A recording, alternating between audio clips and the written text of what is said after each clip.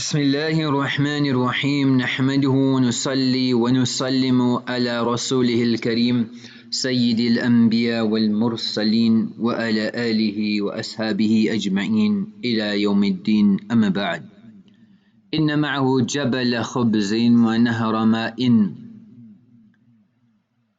فيأمر السماء فتمطر والأرض فتنبت. The world food and water resources will be in the control of dajjal, and he will utilize that as a tool to trap, to entice humanity and to promote his cause. So as people of Iman, we need to be checking now. Am I caught in his planning or not? What is their plan? Do I have a counter plan? I'm waiting for things to happen, then we'll figure it out. So on a micro level, am I off the grid, independent of systems? Do I have the farming skills of sustaining? Do I have independent water supply? How dependent am I on the grid?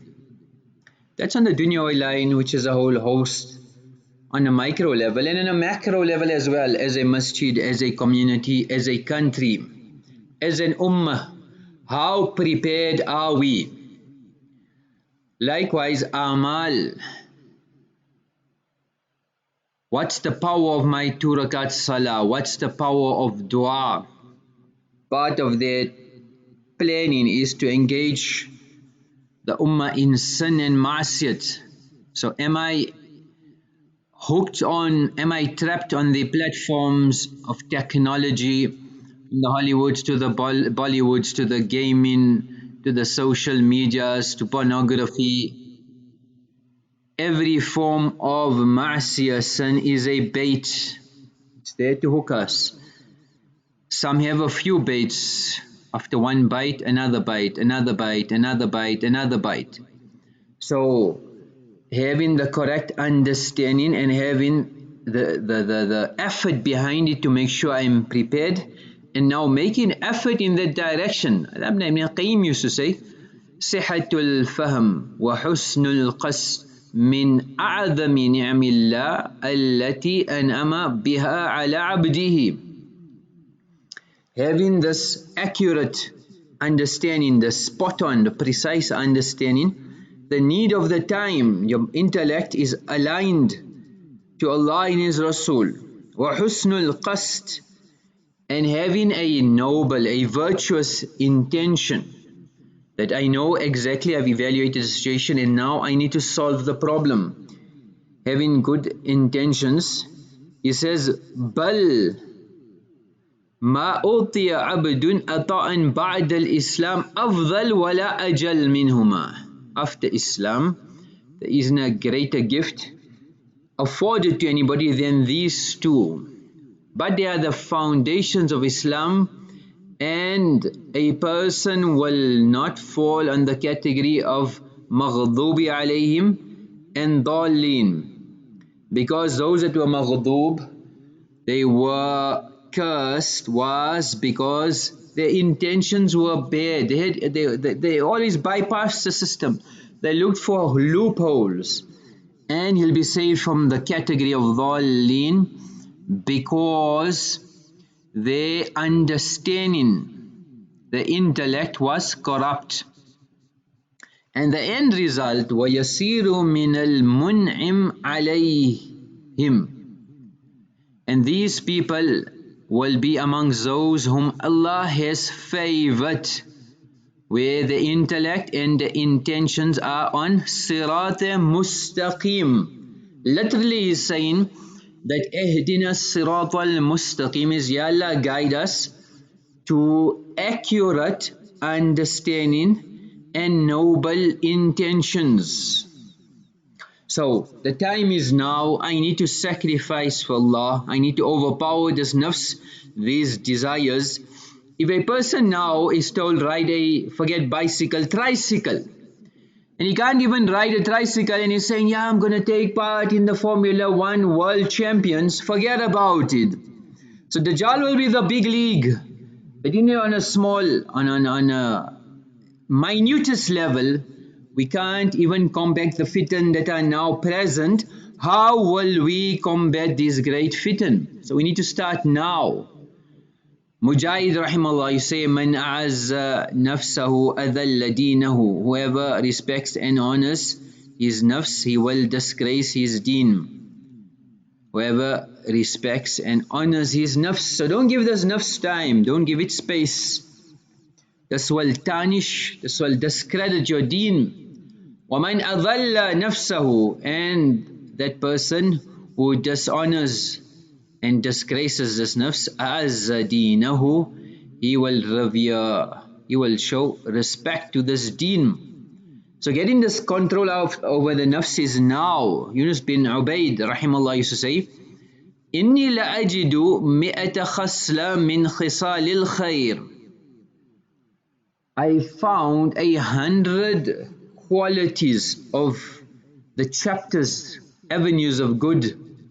ما أعلم أن في نفسي منها واحدة. But I haven't found one in the nafs. So there are thousands avenues of good, 1,000 ways to get closer to Allah, hundreds and hundreds of different situations where you can find Allah. But I don't see any in the nafs. Hasan R.A A, you say, ما زالت التقوى بالمتقين حتى تركوا كثيرا من الحلال مخافة الحرام. That the muttaqeen have progressed to Allah so much so that they've abandoned and discarded halal out of fear for falling in haram. So they've forsaken even the halal. Like the Mashaykh say, if you see a beautiful car, a beautiful building, don't marvel at it, don't look at it, because your iman is decreasing. You encouraging amassing wealth, you're encouraging the beauty of dunya. But with his eyes you should look at Quran, with his eyes you should see the creation of Allah. Look at the stars, look at the moon, look at the galaxy, look at the creation of Allah. You should be getting closer to Allah, not further away. So we need to evolve, we need to become masters in Deen, masters of Akhirah. We still novice. Did Maktab Chutti, Assalamu alaikum. Learned Alam Tara downwards, Assalamu alaikum. We've done it 50 years ago, 40, 30 years of our life. Abandoned Deen. We are students every day. From the time I wake up till I sleep, from the time I'm born till I die, I'm a student. We are evolving. We are not amateurs. We should become in advance in Deen. And for shaitan to trick a person, it's very easy. So like there was a New York officer. He was a rookie, he was brand new on his first day in a patrol car. So they teamed him up with a sergeant who was very experienced to train him. So first day on the job, first drive, first run, 1 hour down the line, a call comes through. Disperse a group of people who are loitering on the corner of 43rd Street. So the rookie says, I'll handle this. Don't worry, I'll handle this. They get to 43rd Street, small crowd in the corner, jumps out of the car, starts screaming, move along, move along. Still people are reluctant. Don't you have your homes to go to? Still reluctant. Move on, move on. And he's making a noise. Then he takes out his baton. People now are puzzled, started drifting and moving in different directions. So he climbs back into the patrol car and tells his partner, not bad, huh? See, they all disperse. He said, you did well, but it was a pity. This was the bus stop. This was the bus stop. So we presume we're okay. I'm reading my namaz, I did my hajj, I'm okay. No, the people of Iman, the stronger the Iman, the more restless we should be getting. So they say sometimes you just have to play the role of a fool to fool the fool who thinks they are fooling you. Sometimes you just have to play the role of a fool to fool the fool who thinks they are fooling you. Dajjal will be like that. So this world global deception and the prelude to taking over the world on global economy, humanity being sent to the slaughterhouse. And who will be holding the knife? Dajjal. Unfortunately, the irony is we are obliging. We have been told you're going for an excursion to an abattoir to see how they slaughter animals. And it's free. And we have obliged and we are happy. So we are agreeing to everything. So for Dajjal to be effective, you will have to have his roots entrenched in the global structure. So somebody being the king without nobody knowing he's the king, but being more powerful than all the kings combined, the day he trips the switch and the system crashes and the world is under his control, people will not know what happened, what hit them. So busy with the Gates Foundation, they're not really accountable to nobody. So there's no board of trustees as such. It's Bill, Melinda and Warren, the three of them. So a private foundation, they don't report to anybody. The financial figures on a normal level, which you retain your tax status and you need to submit documentation. That's all they are doing. So they've got influence with no accountability. That's very important. Influence with no accountability. Dajjal will have influence without accountability. Likewise, they've yielding power and they creating monopolies which are not only monopolized but are profitable as well. So one is you give charity, finish, your money is gone.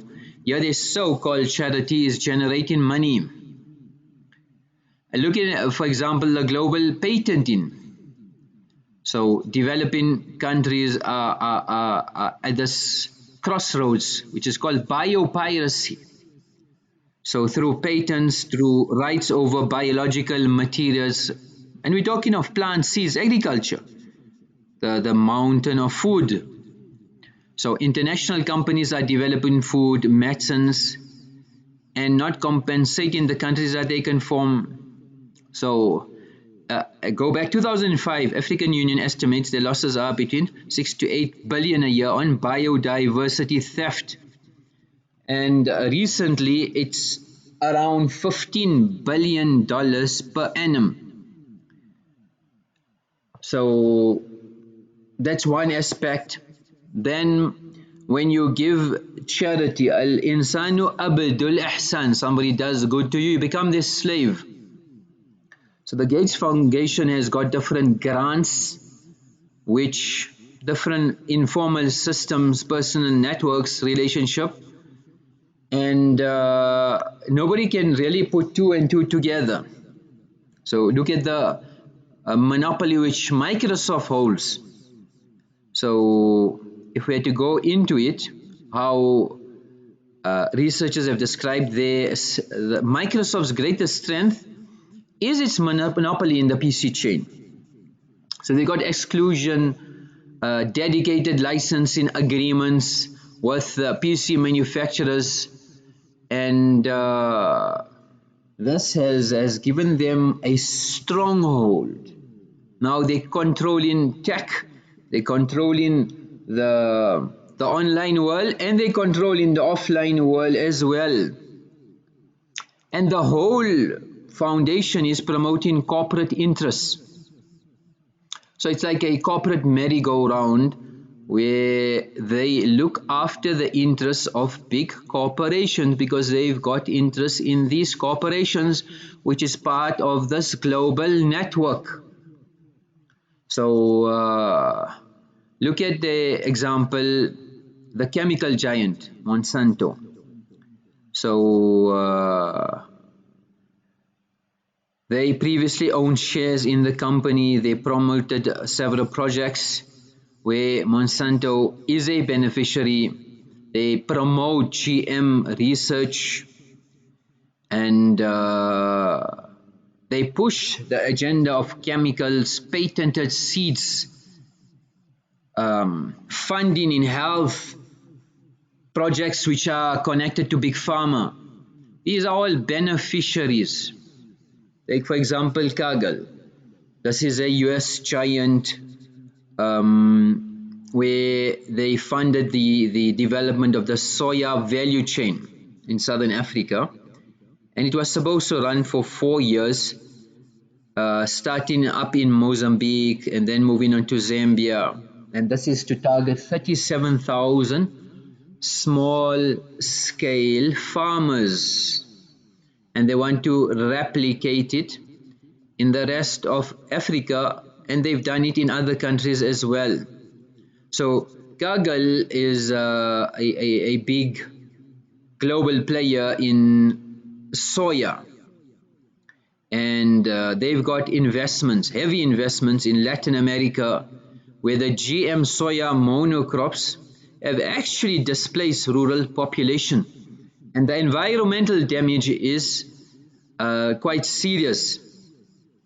So this Gates found that the project is to capture now the African soya market, and they want to introduce GM soya.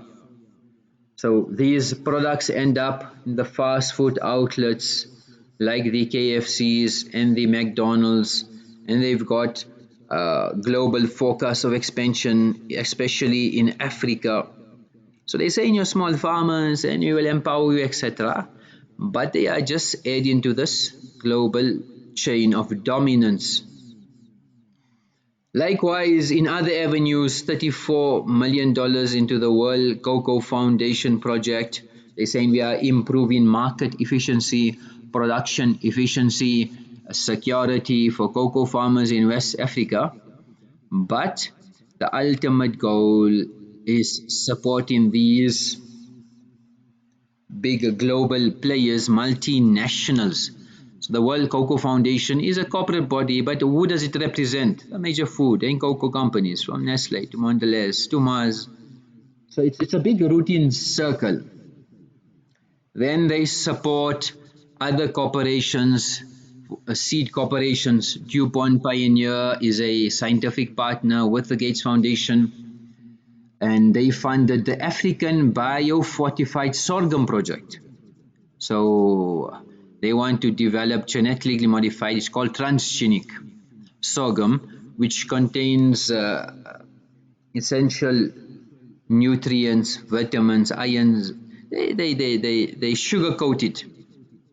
Likewise, Syngenta is supported, again, the funding of the Innovative Vector Control Consortium. It's the IVCC.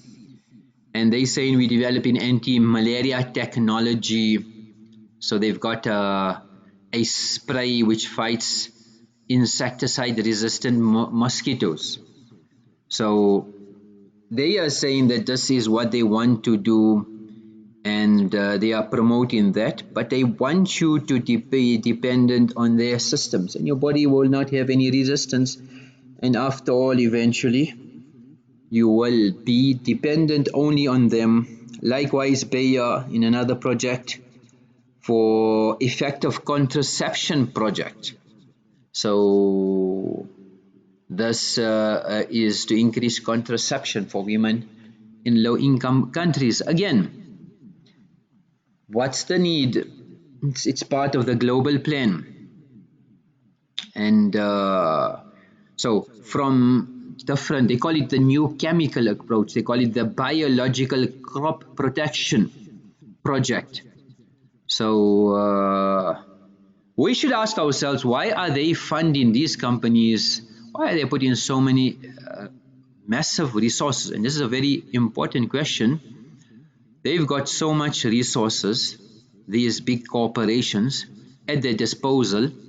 Why should the Gates Foundation now enhance and support them, and on a global level when there are more other serious problems.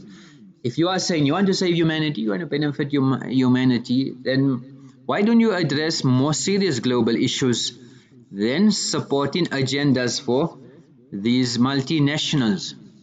If we look at even the NGOs which has received the most funding in health is the PATH, which is the Program for Appropriate Technology in Health. So around $1 billion was given for medical research and development, and this makes them basically an agent for the foundation. PATH works for more than around 60 corporate partners in market-based solutions, and part of that is Merck, Sanofi, BHP Billiton, Microsoft. If you didn't know, Microsoft is part of this as well. So this is just a build up, and the people of Iman need to build up as well. We need to start prepping, we need to start gearing up. May Allah subhanahu wa ta'ala give us tawfiq of making amal. The amal for today is salat with jama'ah.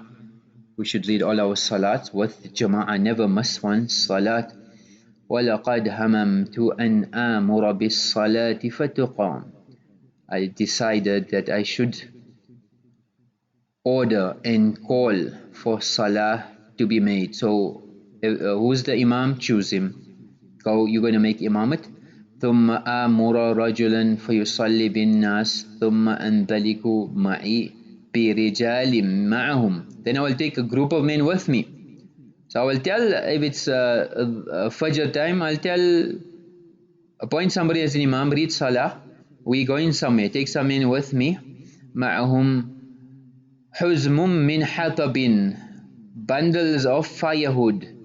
إلى قوم لا يشهدون الصلاة, to those people who are not joining the salat with jama'ah, means they are reading salah but they are not joining the jama'ah. فَأُحَرِّقْ عَلَيْهِمْ بُيُوتَهُمْ بِالنَّارِ, and I burn them in their houses, for those who are not reading salah with jama'ah. وَآخِرُ دَعْوَانَا أَنِ الْحَمْدُ لِلَّهِ رَبِّ الْعَالَمِينَ.